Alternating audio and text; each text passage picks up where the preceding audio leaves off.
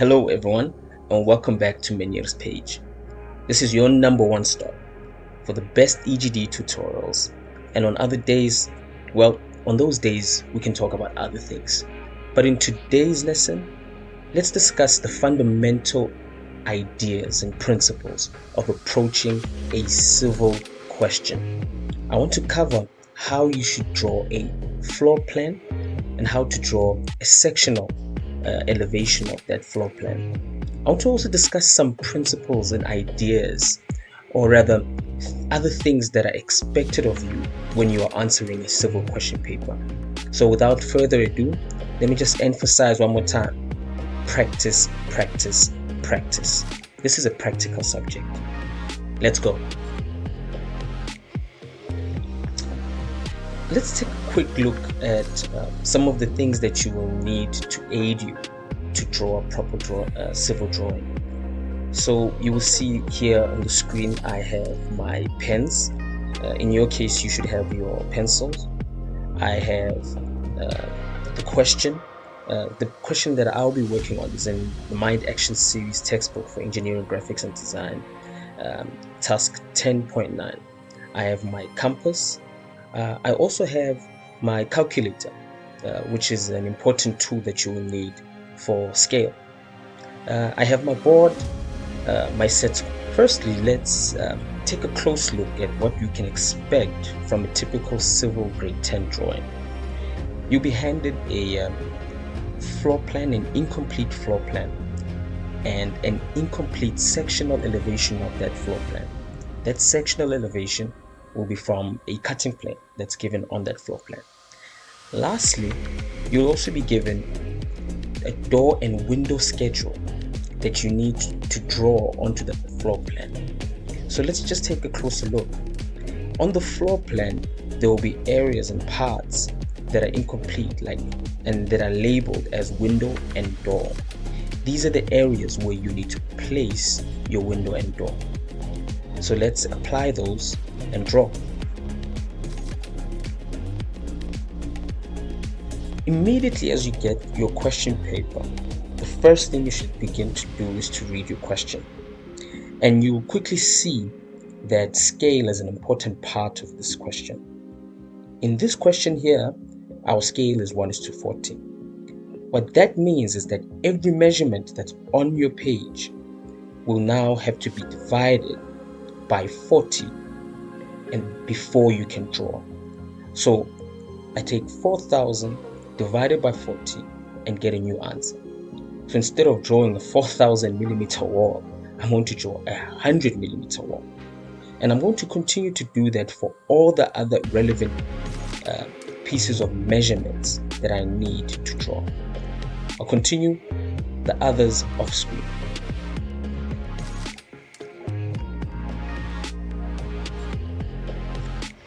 Now that you've established your scale, I think the most important thing here is to emphasize how to use your instruments efficiently so that you draw quickly and stop wasting time. So you'll see that I'm using my red pen. This for me is my construction lines.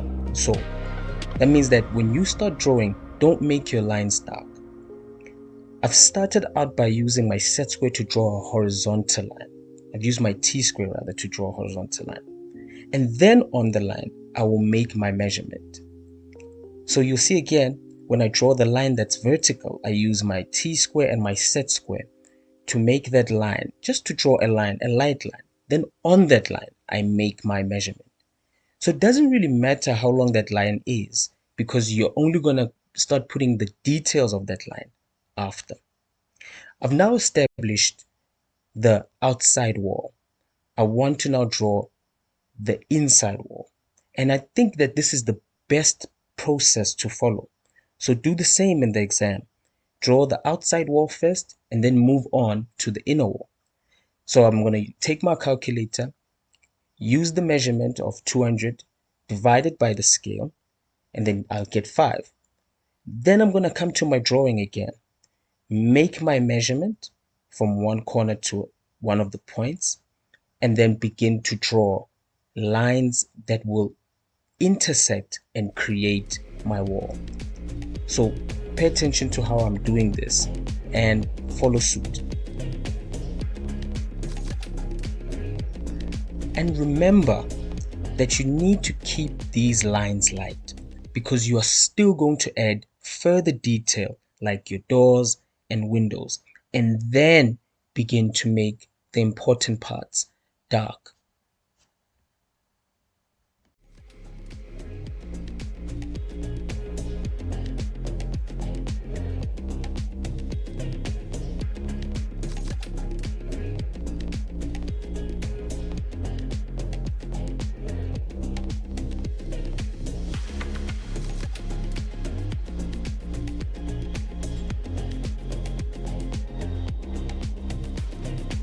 I want to now add my windows and doors. So I'll take my calculator yet again, apply my scale, and then make the measurements on my walls. In this case, I want to also emphasize that you need to learn how to read your drawing correctly. So look at where the measurement is starting and where it ends.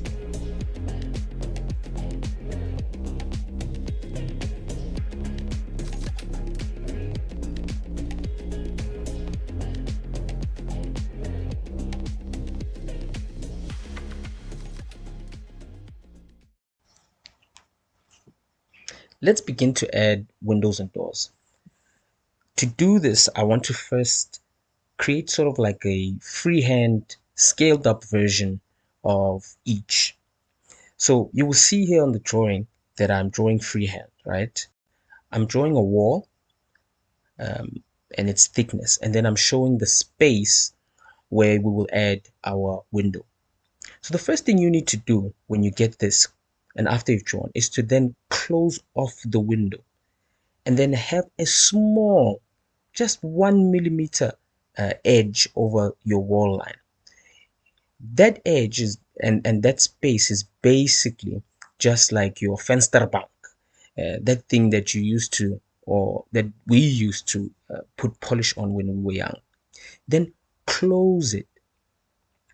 The next correct thing to do after is to draw the actual glass of the window. Now pay attention to where I'm placing that those two lines. I'm showing a thin 1 millimeter line in the middle or inside my walls. I'm going to draw another window where I'm going to do it incorrectly. Look at the difference. First of all, my vensterbank is a bit too long. So that outside part from the wall is too thick. That distance is too thick. So you'll usually get a wrong mark for that. Then look, I'm also then placing my glass on the wall and outside the wall, which is completely incorrect because where's the glass supposed to be sitting if it's not within the wall? So just look at those important parts and make sure that you draw correctly. I'm adding some ticks there to show you how these are marked generally.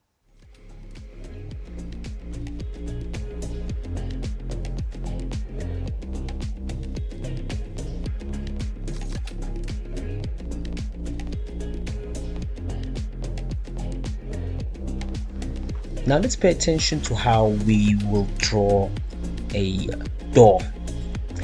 Now doors, they will usually have some sort of door frame, and in an exam setting, that door frame will also sort of indicate for you in which direction that door is drawn. But what you do then is that after you've established which direction it should be showing or should be opening, then the first thing you want to do is draw a vertical line from that door frame.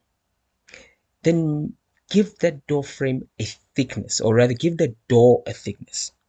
Then after, take your compass and place it at the corner of the door frame with the radius of where the door ends, and then create an arc. This line that you've just drawn is the door opening.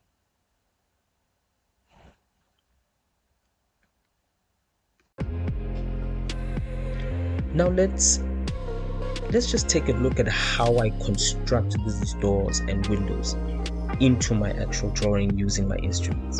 Again, the emphasis is use your instruments correctly. Use your T-square and your set squares correctly to draw vertical and horizontal lines. And don't forget to keep your drawings light. We haven't begun to make anything dark just yet.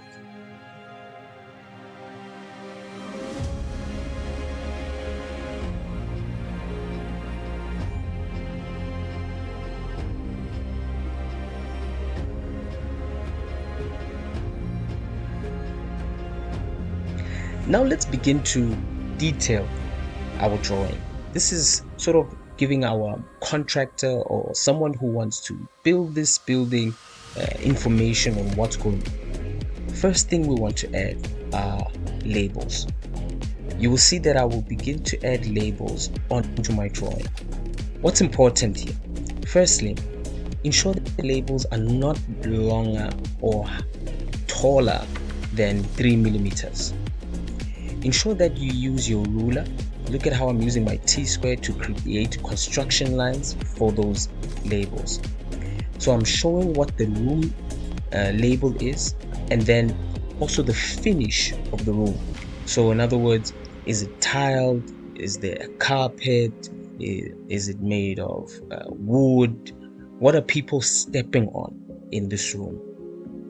You also need a title of this drawing. So the title in this case will then be floor plan, and then to label the scale of your drawing as well.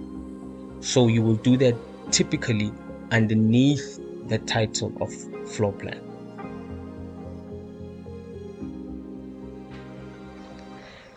Let's then add an important feature: dimensions. Dimensions are critical to any floor plan. Look at how I'm doing mine. So first thing what you want to do is that you want to place the largest distance furthest away from your drawing. I usually or typically use something like 30 millimeters away from my drawing. Then I draw construction lines away from the drawing, starting from wherever I want to draw where I want to place the actual dimension. Then I want to place the smaller dimensions closer to the drawing.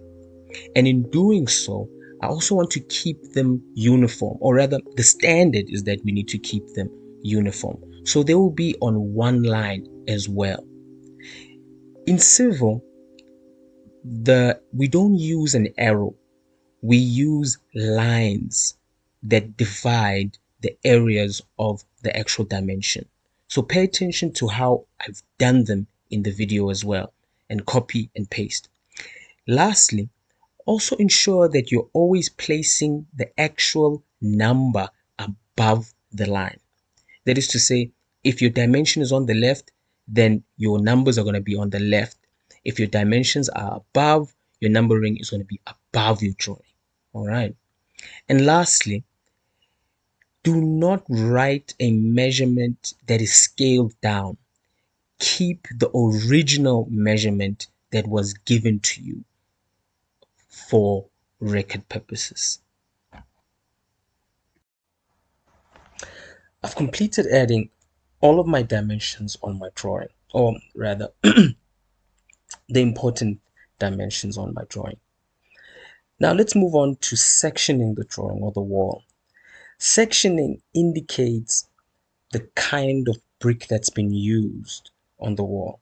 It also indicates that, well, the building has been cut from the top view. So how do we do this correctly? You need your 45-degree set square. Then you're going to use the groove on the 45-degree set square to create section lines at 45 degrees. Now look at how I'm using mine. I place my set square on my drawing. I draw my first line. Then I use the groove as the first measurement. Then I make a bigger measurement away from the first two lines, and I create two other lines again. This is typically a first brick wall.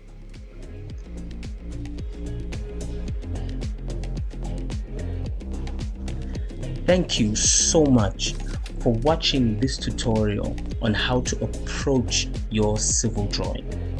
The second phase of completing this particular drawing will be in the next video after this one. So please do watch that one to find out how to complete a civil drawing.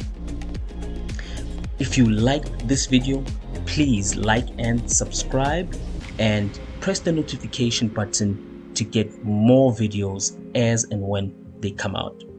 This is Meniere's page. See you later.